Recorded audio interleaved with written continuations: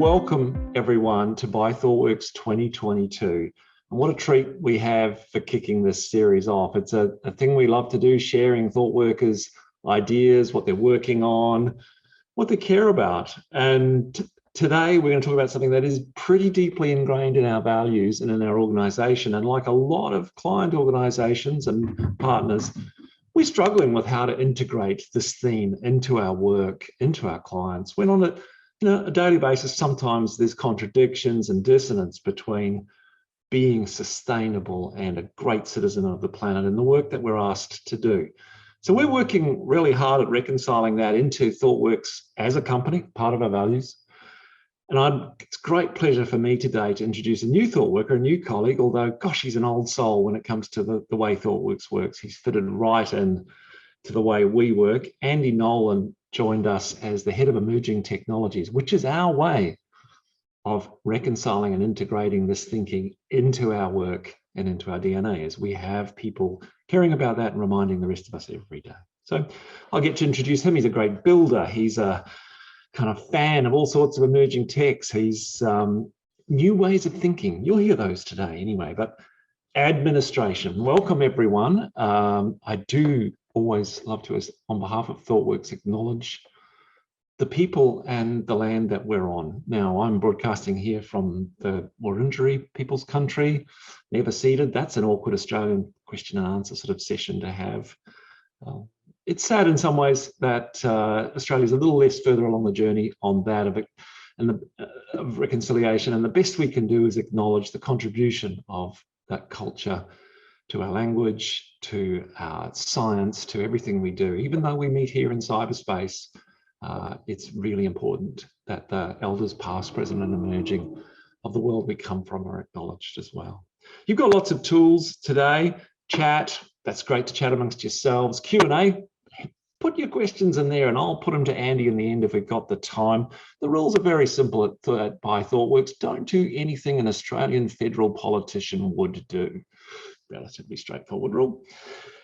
And we are recording today. So if you want to maintain your anonymity, that's an option on questions and things as well, but we don't see your face. So that's taken care of in the video. That video is a thing to use later on to share with your friends. It'll come out to you after it's published on our ThoughtWorks website. And Grace will have the usual evaluation form at the end. Oh no, not another evaluation form. Yeah, we love them. That's part of our culture as well. Feedback, genuinely, as awkward and uncomfortable as it can be, is incredibly useful. So let's get on with it. Andy joined us to really bring to the table, paid full-time, so committed. You know, the P&L of ThoughtWorks is being impacted by his work in the field of sustainability, hopefully a bit of both.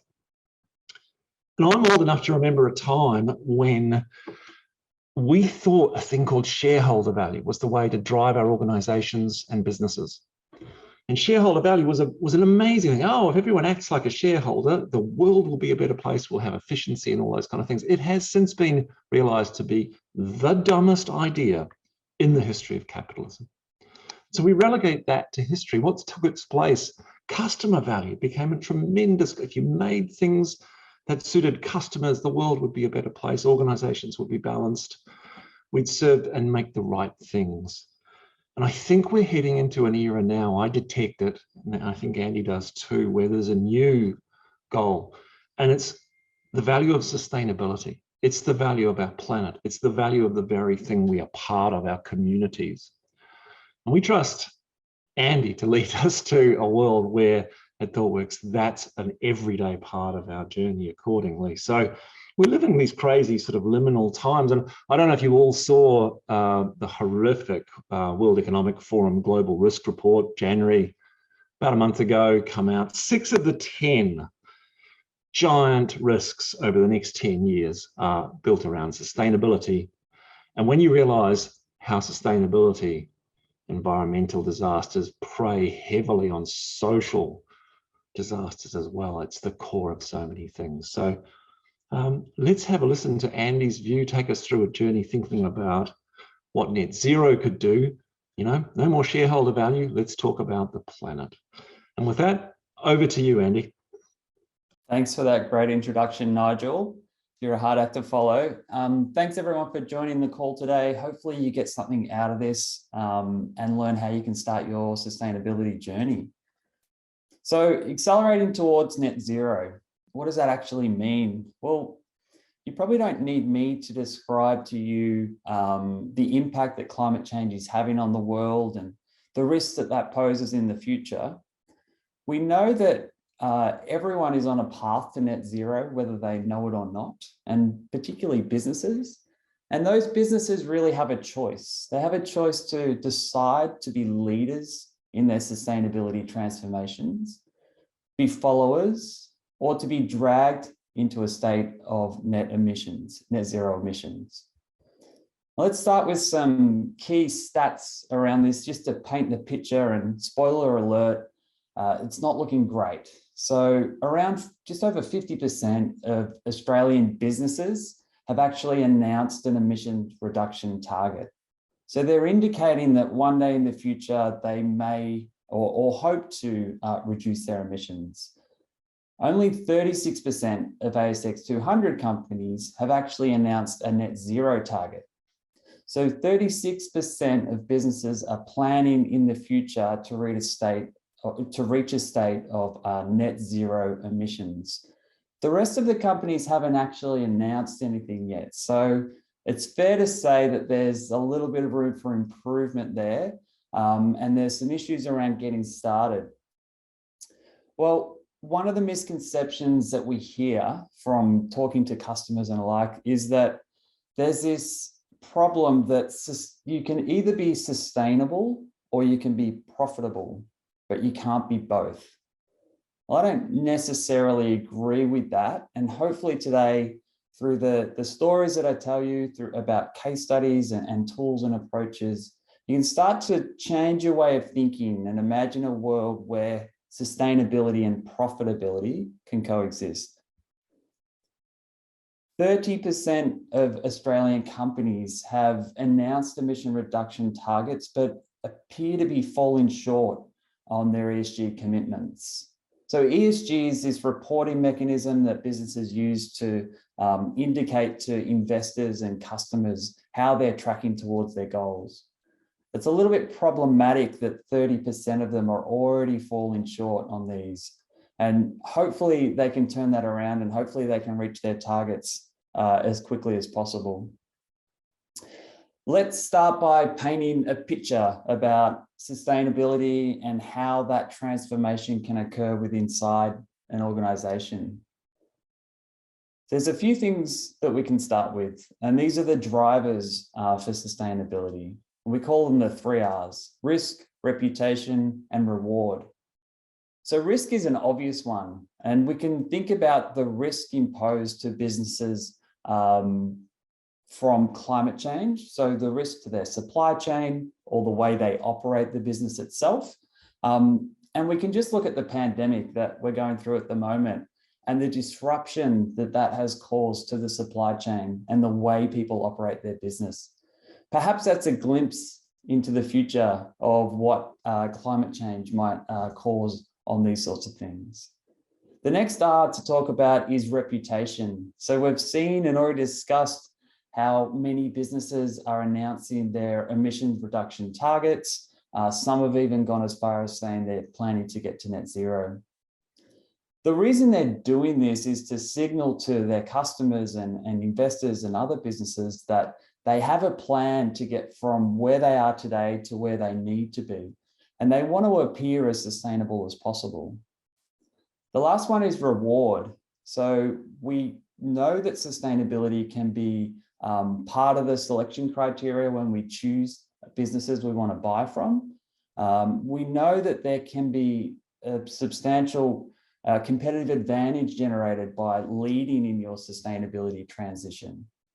So there's 3 R's that we can think of for impacts or drivers into a sustainability transformation. When you start your journey, the first thing that businesses often do is to start by baselining their emissions. So they'll bring someone in to help them measure the emissions in their supply chain, maybe in the manufacturing process itself, in the business operations and how they connect with customers. Once they have that, they can quantify their emissions and they can categorize them and do all of this sort of stuff. They move into a planning phase. So in this planning phase, what they're doing is trying to determine which initiatives they should invest in to help them reach their targets. They're also setting their targets here as well. So they're figuring out the duration and how long it's going to take to reduce their emissions to where they need to be. Next comes the optimize phase, or we could think of it as the implementation phase. What you're doing here is actually changing things in your supply chain or in the business itself to optimize for emissions and start that progress towards your goals. And finally, reporting. So ESG reporting is a key thing that businesses need to do. We need to make sure that everything we're doing to optimize our emissions, we're generating the data that needs to go into these reports. So we're making sure that everyone's aware of how we're tracking towards our goals. So there's a few things to consider there, and hopefully this is a good mental model to help you sort of piece it all together. As a technologist, I ask myself, well, what can we do with technology to help with sustainability? How can we be more sustainable in the way we use technology to help transition to a better future? Well, unfortunately, the answer is it's kind of complicated. So the tech industry has similar emissions to the aviation industry, which is pretty problematic. And it's predicted that by 2030, around 8% of electricity consumption will be required to run the tech industry. So there's no denying that the tech industry itself has a very large impact on the climate and has a negative sustainability stance to it. But on the flip side, we can think about, well, are there ways we can use technology to help with our initiatives? How can we use technology to measure our emissions and help us optimize things and report and visualize things? Maybe that's a really good way to help us get to our emissions reduction goals. Well, a couple of ways we can think about technology and how we can apply it for all of these different great goals. We can think about this physical supply chain. We can also think about the digital supply chain. So you're probably all very familiar with the physical supply chain, and you've probably ordered a million things online during lockdowns and it's turned up at your doorstep. So we get the physical supply chain. It's a lot of trucks moving around, it's manufacturing processes, it's warehousing, it's logistics, it's all of this sort of stuff. Are there opportunities in there that we can use technology to help potentially reduce our emissions? So I'm going to tell you a story about a customer project that we did for Waitrose, who is a UK supermarket chain. So Waitrose in 2017 launched a new food home delivery service, similar to something like HelloFresh or Marley Spoon. So basically you get online, you order the meals you want for the week, they turn up in a box with the recipe and you get the pleasure of cooking them at home. It was a really popular service, and over time more and more people got onto it and were really enjoying it. And they started to add more recipes. So they wanted to make sure that their customers had a really good variety of things to choose from every week. But as they added more recipes, they created this problem, but they didn't actually know how to accurately predict what the customers were going to order. Therefore, their supply chain was disrupted and they were ordering too much food often. So there's a couple of factors here that we need to consider. And the first one is around the financial impact. So if we're ordering too much food, that's impacting the profitability of this service. How can we address that aspect of it? There's also the problem around bad customer experience. So if customers aren't receiving an order because we don't have enough stock, that could negatively impact our brand. And finally, there's the sustainability aspect of this. If we're ordering too much food that isn't getting shipped to customers, it's actually getting wasted. How do we focus on these three areas to make sure that we're delivering value across the board?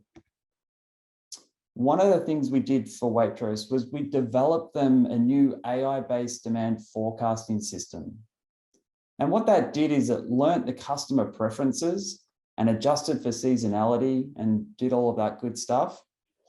But the key outcome was that it had a great impact on the financial viability of this service. So better predictions enabled them to order just the right amount of raw ingredients to help them keep this new service operating. They had a positive brand impact. So they were fulfilling more orders as a result of this. And ultimately, it also had the sustainability impact thereafter. So they reduced 25% of the food waste that they were previously generating. So overall, a great outcome. But I don't want you to think that applying technology to sustainability is the answer. Yes, we did use AI to solve this one, but I think the key takeaway from this story is actually including sustainability in your definition of value will make sure that you're focusing on sustainability when you're making these key decisions.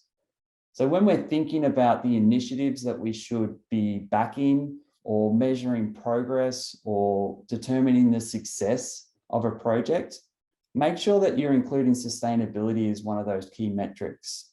Because if we're just relying on traditional financial metrics like ROI or customer and brand metrics, we're not really going to achieve our sustainability agenda and strategy.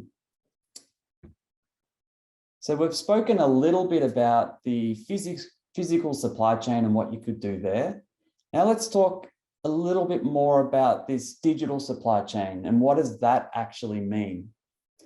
Well, your digital supply chain is everything that you do online.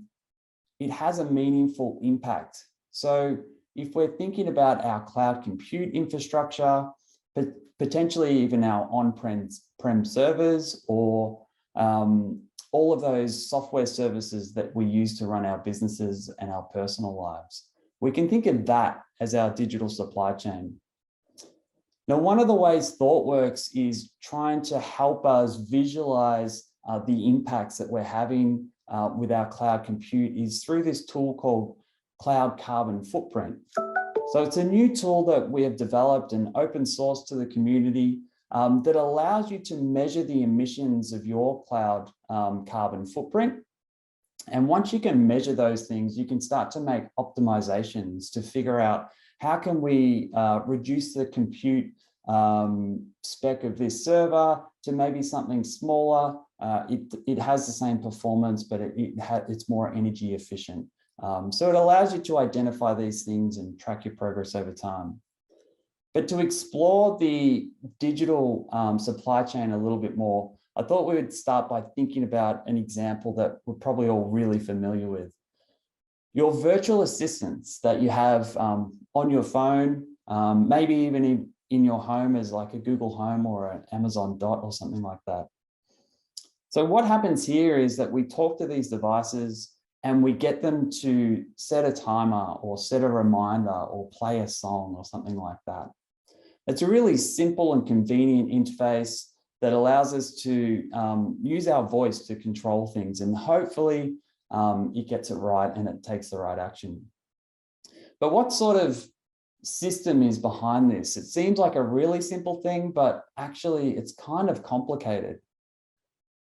An Australian researcher, Kate Crawford, actually dissected what goes into making this system work.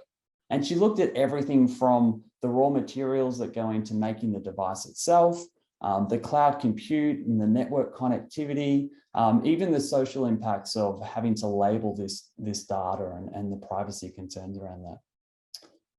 Luckily for us, she's done all the hard work for us, and it looks like this. And the first time I saw this, I realized, wow, this is mind-blowing. The amount of orchestration required to make this simple action happen is pretty astounding.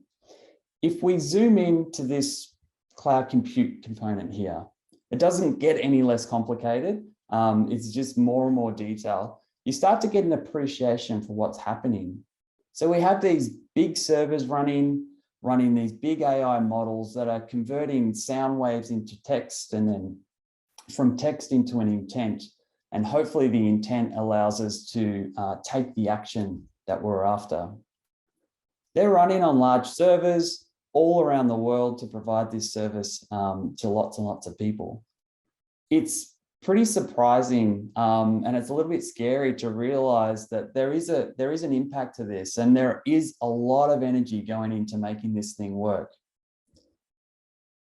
One of the ways you can think about minimizing the impact of your cloud compute, and we're not necessarily all running Amazon scale web infrastructure, but you can start to think about minimizing your cloud compute footprint by using something like our cloud carbon footprint tool and thinking about a greener cloud. Often what we find is when people use this sort of approach is that they first reduce the costs of their cloud infrastructure, which is great, but they also reduce the emissions that their infrastructure is producing, which is also another win-win. And it provides you that much needed sustainability metrics and reporting that's often missing in this space. Well, one of the examples I'll share with you is for one of our customers called Hola Luz, and they are a Spanish green energy company. And what they wanted to do was to make sure that the values of running their business, they were trying to do it as green as possible. They got ThoughtWorks in to use their CCF tool and help them identify opportunities to optimize their cloud infrastructure and hopefully reduce their emissions. And in about, I think it was 3 weeks, we were able to install that, get them up and running, and we reduced their cloud infrastructure costs by about 3%. We also had a great impact on their sustainability goals. So by reducing the cloud compute costs, it also reduced their cloud emissions, which was fantastic. And the other big win for them was it was really well aligned with their brand.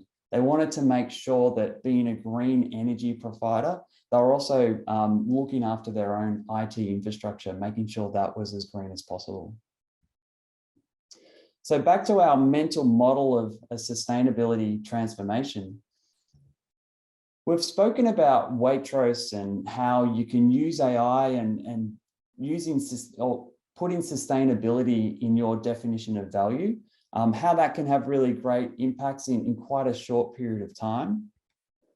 We've also looked at how Hola Luz used the CCF tool to firstly measure their cloud emissions, and then secondly, optimize those emissions and also save themselves money.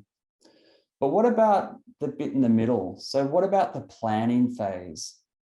The planning phase is probably one of those key aspects that we really need to get right. So the things we choose to do here will determine if we're on track to meet our emissions reduction targets. Well, I'll tell you a story about this planning phase and some of the things we've done for our customers. So back in 2020, we worked with a large textiles company, and they were quite an old company, a really big company that were focused on producing workwear. They had completed their carbon accounting process, so they knew where their emissions were coming from in their supply chain and in the business operations itself. But they're at this point where they didn't know how to set their roadmap up and how to deliver a more sustainable business model. They wanted to make sure that they were transitioning to be sustainable and net zero, but also growing the business and remaining profitable. So they had this lack of clarity, a lot of uncertainty around what to do next. They needed that roadmap. They needed to identify those initiatives that were going to have the biggest impact on reducing their emissions. They also needed to work out how long it would take. How long would it take to reduce our emissions from where we are today to where we need to be in 5 or 10 years from now? And the other key component that everyone's always interested in is how much is it going to cost? We need to make sure that we're remaining profitable whilst transitioning to a better sustainable business model. So ThoughtWorks came in and we worked with the key stakeholders to really map out what their supply chain looked like, how their business operated, and how they connected with their customers. And as you can imagine, all of the stakeholders had a different visual mind map of how the business worked. But after a while, we sort of wrangled that together to create this shared understanding. And it was really just a visual representation on how their complex supply chain and manufacturing and all of these other processes worked. We mapped out things like their cost streams and revenue streams, and also their emission streams. And what that did is it enabled us to create a mathematical representation of that business and their supply chain. Using that mathematical model, we were able to simulate future scenarios of initiatives that they were thinking of taking, to give them an indication on which ones would be the most impactful, how long it would take, and how much it would cost. So we didn't rely on the AI system to give us the answers. It was really just a conversation starter. How could we use this approach of modeling and AI-based exploration to perhaps find different future alternatives that we might not have thought of before? One of the great examples of this was at the start of the project, one of the key stakeholders said, we have so many vehicles in our business and in the supply chain, switching them all over to electric vehicles would have the most impact. And it's something we definitely should do. So we modeled that out. We put it through the system and we looked at the impacts on every aspect of it. And we were able to determine that switching all of the vehicles to electric vehicles would have about a 16% emissions reduction year on year, which is pretty great. However, doing that was going to take a number of years to transition all their vehicles over, and it was also going to cost a lot of money.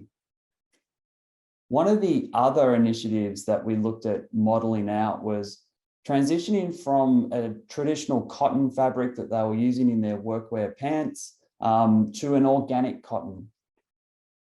We switched over that in the model, and we also looked at the business model, and we thought of ways that they could incentivize people to choose more sustainable options.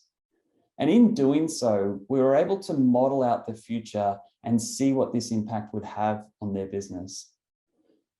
This simple change would have a similar impact to switching over to 100% electric vehicles. However, it wouldn't cost them very much, and they were able to implement it in a matter of weeks rather than waiting a number of years. And it just goes to show that sometimes our intuition about what's the right thing to do and a really great thing to do is maybe not always right, and there are other possibilities out there that we could also be doing. I'm not suggesting that switching to electric cars is a bad idea, not at all. We should definitely all do that. I'm just trying to illustrate the point that there are other things that we could be doing, and partnering with AI is a great way to explore those. So just in summary, we built them an AI model that allowed them to model out all of these future scenarios and start a conversation about what they should be doing and when they should be doing it. It allowed them to get a better understanding of how their business worked in the first place, and how complex these problems were and how they needed to approach addressing those. It enabled them to explore more future possibilities and start that conversation about what they could be doing next. And it helped them find the optimal roadmap to reaching their emissions reduction. So back to our mental model of a sustainability transformation.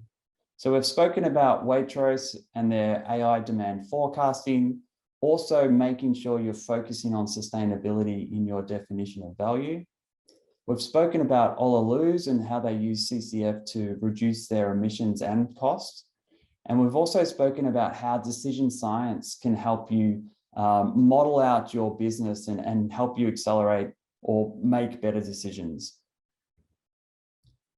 So hopefully this has given you some tips and tricks and some ideas on how you can get started.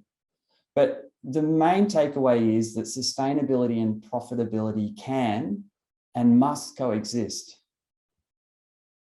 If you want to know more and get started, reach out to ThoughtWorks, because we're a great company that is known for helping businesses transition through digital transformations and also sustainability transformations. Embedding that culture of sustainability in your business will be one of the key things you can do to get started. The next one is, how can you transform your digital supply chain? We're using things like our open source CCF tool. Will help you first measure your emissions, and then you can track your progress over time as you start to reduce those. And lastly, using AI and partnering with AI through a decision science approach can help you see those new potential futures that you might have otherwise missed. And maybe that's the key to unlocking your roadmap to emissions reduction.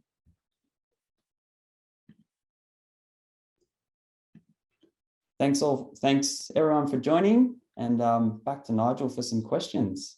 Yeah, Andy, look, you've set the pace for By Thoughtworks this year. Normally we're all looking at our watches wondering, are they going to get this over? Are they going to get this over? You're right on time, which is fantastic, because I think there's some questions emerging that get to some of the sticky things about this theme that we've talked about a lot. Is green, at one end of the scale, greenwashing. Just hard out greenwashing, brand enhancement through putting a layer of green on things, right to the other extreme of, genuine commitment to what we in the lean world call circular lean, zero unaccounted for externalities.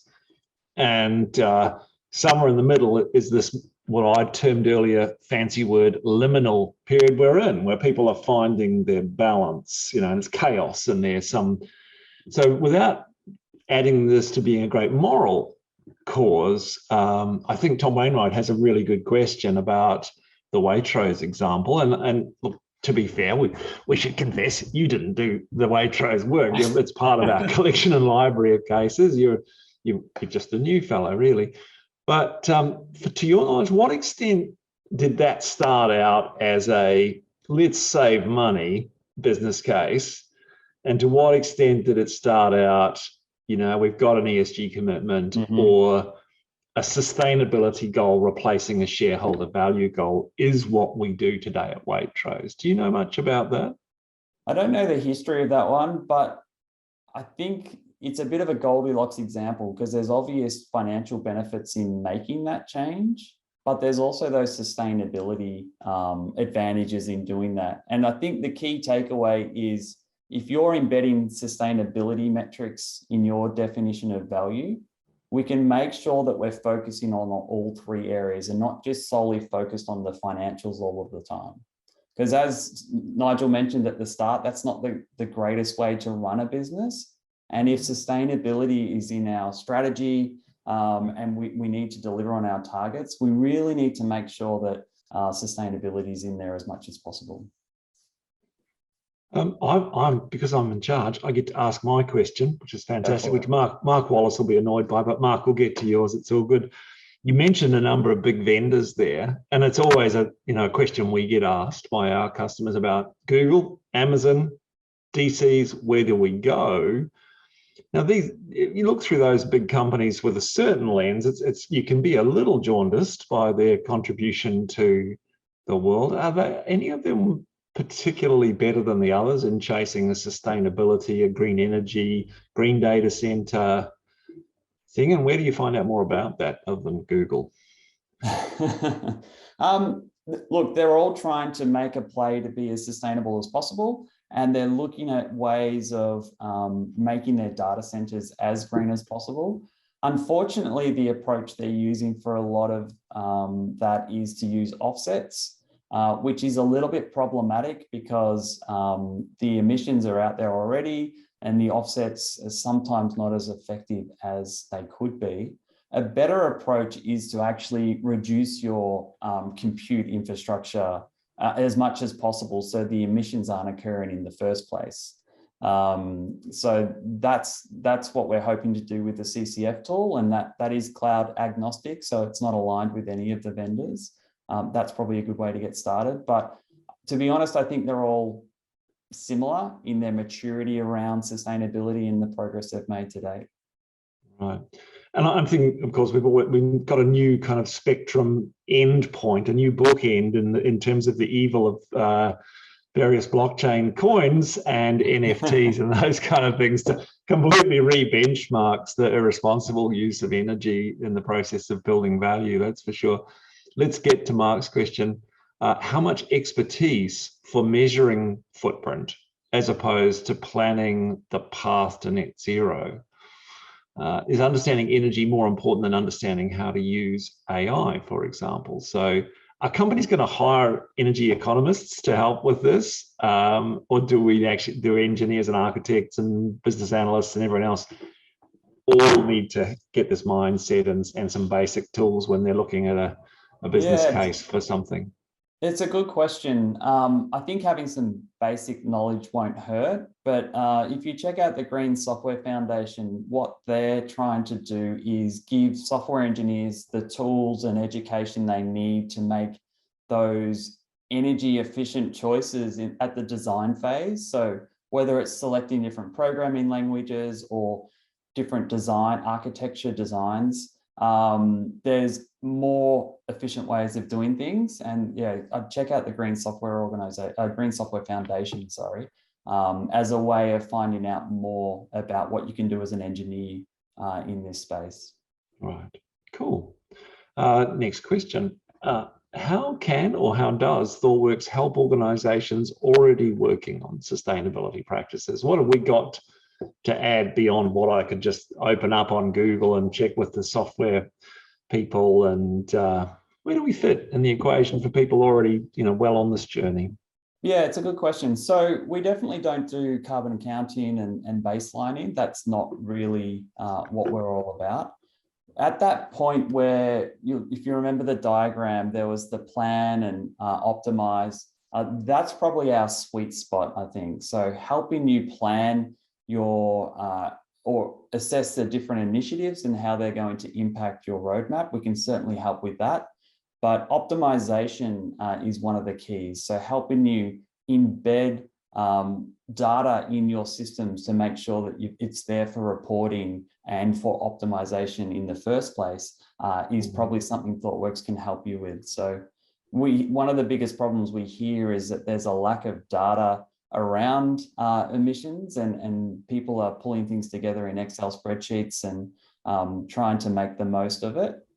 Certainly having a bit more rigor and a systematic way of approaching that would be a better thing for everyone. So certainly ThoughtWorks can help you in that space as well. And the other end of the spectrum, somebody who's kind of perhaps got a personal passion for this topic, but working at dirtyfilthycapitalist.com, how might they just make a little step in the revolution? How do you get started on that? Do you get vegetarian options in the cafe for lunch, or being honest, this is a revolution of small pieces? Yeah, the easiest way to get started if you're in IT yourself is probably to start with your on-prem or cloud compute infrastructure and looking at the emissions there. That's something you can control and make changes in. The other problem is a little bit harder. So often sustainability is one department in an organization that might not have as much influence as they like. Helping them embed that sustainability strategy across the organization is probably the best way to make sure that when we're making choices that we're thinking about sustainability as much as possible. It needs to be part of everything we do.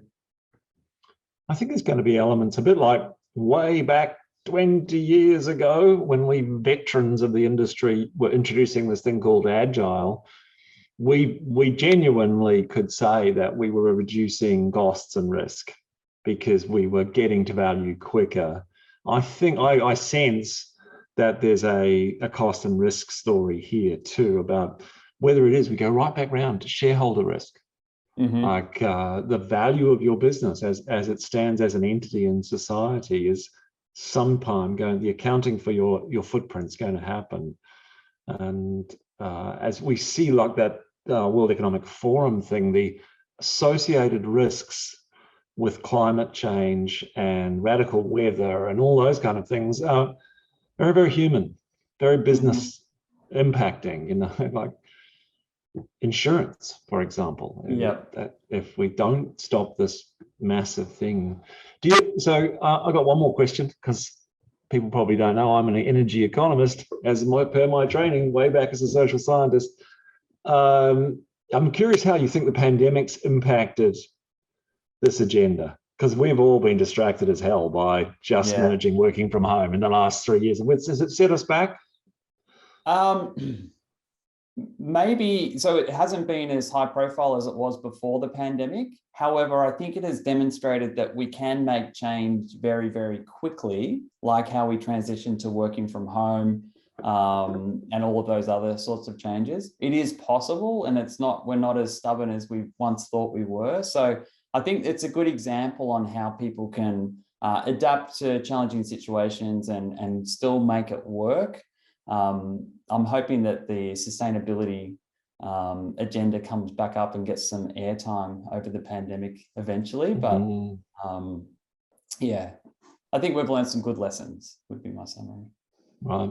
This one's a tough one, because in the audience we have listing Australia's leading artificial intelligence / I went like that when I said it, Matt, it's artificial intelligence machine learning person, Matt Kelsey. And the question to you is, can you say a little bit about the good use of machine learning AI for sustainability and the scale from there? What's a good example of that, going through to, you know, not such good uses, and how are we measuring good anyway? What metrics would you track to see progress on that scale? So the great story about Alexa, who knew what was beneath the water on that? It's frightening.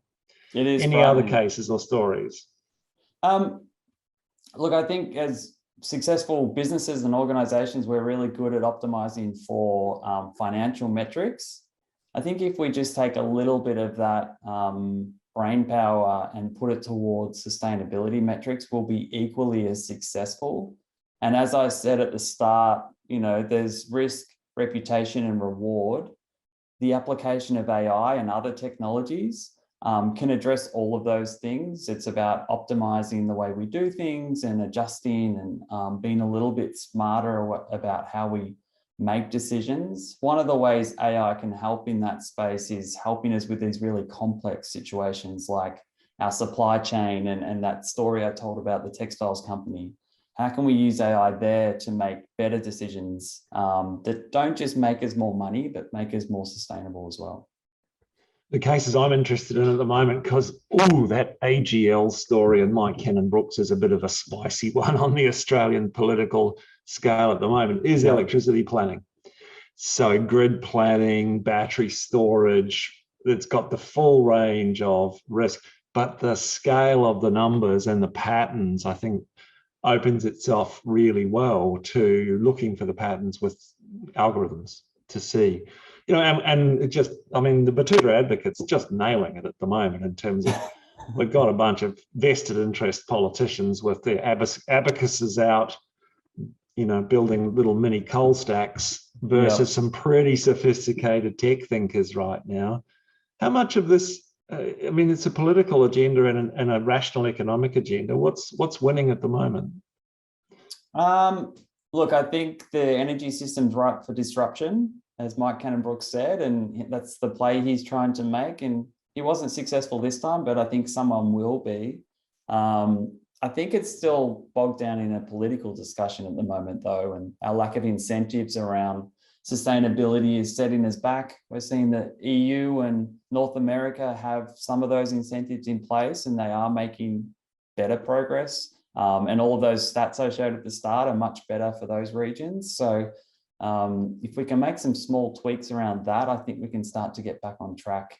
And hopefully it doesn't fall on, rich billionaires to rescue us all the time. Maybe that's not a sustainable approach. No. Look, I for one am a real optimist. I've great faith in a generation of people I see working for ThoughtWorks, working for clients, a younger generation who didn't grow up in the 80s and 90s, who take a holistic view of the economy and society and see things like our environmental footprint as absolutely fundamental and cope much better with the complexity of it. I think this is where we've got into trouble in the past, is abstracting some of that complexity you've talked about today. And if we can just not ruin the planet, hand it over to the new generation, we'll all be in good shape. Absolutely. Well, I think we've run out of questions, Andy, and it's 10:02. Always happy to hand people back another few minutes. On behalf of Grace and Tharoon, who do all the behind the scenes hard work, Grace has put up a link for a feedback form. Take a couple of minutes to fill that out for us. Do us a favor. It's always helpful. We love to listen to it. And thank you so much, everyone, for joining us. Do your little part. There was lots of suggestions. Copy those quickly before we shut it down. And thanks, Andy. Welcome to the team. It's just so wonderful for me. You've got Bob Dylan and you've got Jimi Hendrix behind you. Yeah. This whole environmentalism and technology movement that you have crossed the streams on right back there in the 60s, 50 years ago, 60 absolutely. Years ago. Yeah. And long live the revolution. Yep. Thanks everyone. Thanks for joining us.